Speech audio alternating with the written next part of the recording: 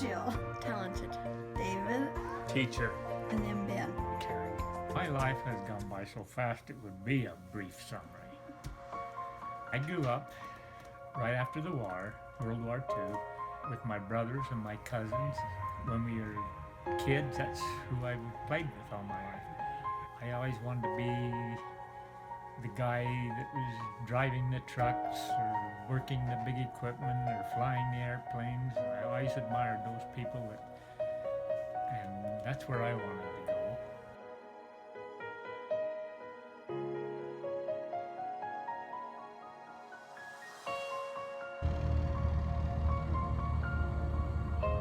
My father was probably the greatest teacher I ever had.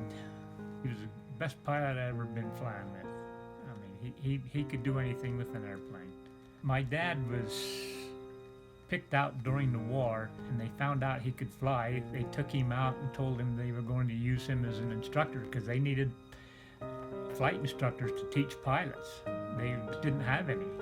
And him and his friend became instructors. A brief history of our airport is really interesting. Johnny Booth was the mayor of Spanish Fork, and he went to my dad and he says, "Ralph, you're a pilot and you know how to fly." And there weren't very many people that knew how to fly back then. Johnny Booth said, "We can get an airport from the federal government. They got a program where they'll come in and help you build an airport if we provide them the land."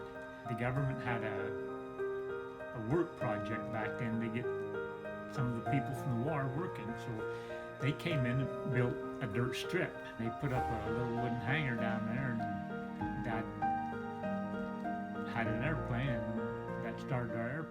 I had just started flying. It was my first year flying ag work, and we had a guy from Arizona helping us. His name was Jim. I just got over there just as he left the field, and I went into the field, and at the other end, there was a bunch of trees. It was a big long field. It was a half-mile long. At the other end, there was some trees, and when I pulled up to go through the trees, there was a big power line that went through the trees, and I didn't know that.